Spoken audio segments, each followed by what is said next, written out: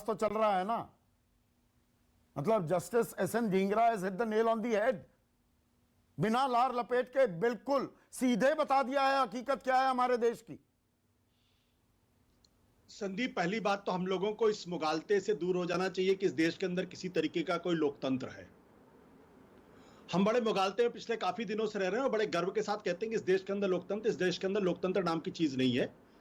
मेरे पास एनडीटीवी का वो स्टोरी है जिसमें हाईकोर्ट ने क्या कहा है, मैं खाली तो नहीं पढ़ देता हूं आपको। When did we ask for a 100-bed facility at a 5-star hotel?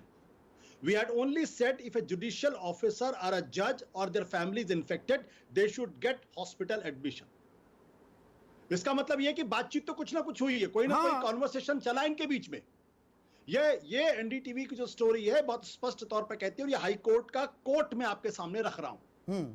अब इसको दिल्ली सरकार ने ओबलाइज करने के लिए या किसी और तरीके से उन्होंने 5 स्टार होटल किया, ये बिल्कुल अलग सवाल है। ना ना ना ना, ये भी अपने आप में सवाल है। एक सेकंड आशुतोष, एक होता है इंतजाम करना, एक होता है बिछ जाना। बिछ गई दिल्ली सरकार ने, ऐसी तत्परता दिखाई। Primus hospital shall run the CHC facility, ये covid health facility Ashoka hotel में। बायोमेडिकल वेस्ट डिस्पोजल ये हॉस्पिटल करेगा। स्टाफ जो है होटल का उसको प्रोटेक्टिव गियर दिया जाएगा, उसको प्रशिक्षण दिया जाएगा। एम्बुलेंस का इंतजाम करेगा हॉस्पिटल। कोई शॉर्टेज हो गई होटल स्टाफ की, वो हॉस्पिटल देगा।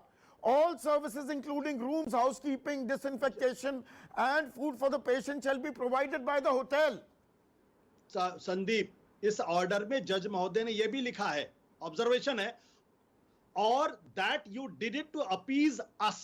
हाँ, अब ये जो पूरा जो विवाद है, ये पूरा विवाद इस बात को लेके पूरी तरीके से स्पष्ट है कि आज की तारीख में दिल्ली सरकार हो या दिल्ली के अदालत हो या हाई कोर्ट हो या सुप्रीम कोर्ट हो, इनकी कोशिश क्या होनी चाहिए? इनकी सबसे पहली कोशिश यह होनी चाहिए कि इस देश के आम नागरिक को, जो दरिद्र नारायण है, सबसे पहली प्रायोरिटी वो होनी चाहिए। क्योंकि हम आप आज भी दिन में 10 फोन करके कहीं ना कहीं अपने लोगों को कुछ ना कुछ दिलाने की कोशिश कर लेते। वो बेचारा गरीब आदमी जो शहर के अंदर होता है, जिसको 1000 रुपए प्रतिमाह पर डे भी नहीं मिलता है, उसको अगर दिक्कत पैदा हो जाए, वो कहां जाएगा? वो अस्पताल तक नहीं जा सकता।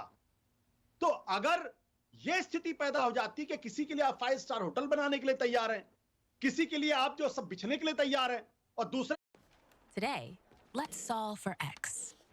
Solve for this and these. And how have we not? दूसरे लोगों के लिए आपके पास जो एडमिशन के लिए रास्ते नहीं है।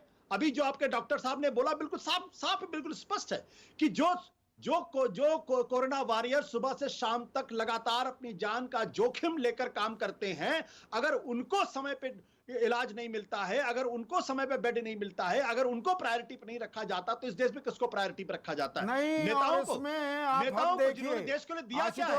आज ये आशुतोष हद देखिए, आप आम आदमी पार्टी के एक अहम हिस्सा रहे हैं, बड़े चेहरा रहे हैं।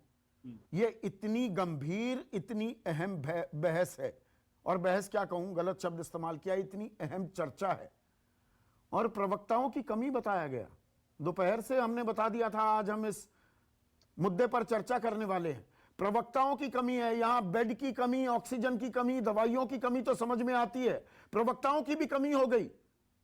आप अपना पक्ष भी रखने को, सवालों के जवाब भी देने को तैयार नहीं है। संदीप, दीवाने खास हो गए आप, आम आदमी कैटल क्लास हो गया। आम आदमी पार्टी का गठन किस लिए हुआ था? आम आदमी की लड़ाई लड़ने के लिए।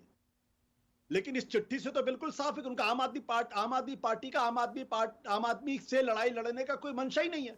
अब वो भी उसी पॉलिटिकल क्लास का हिस्सा हो गए जिसको कोई खुद बैठ के गालियां दिया करते थे, जिनके बारे में न जाने कौन सी बातें करते थे।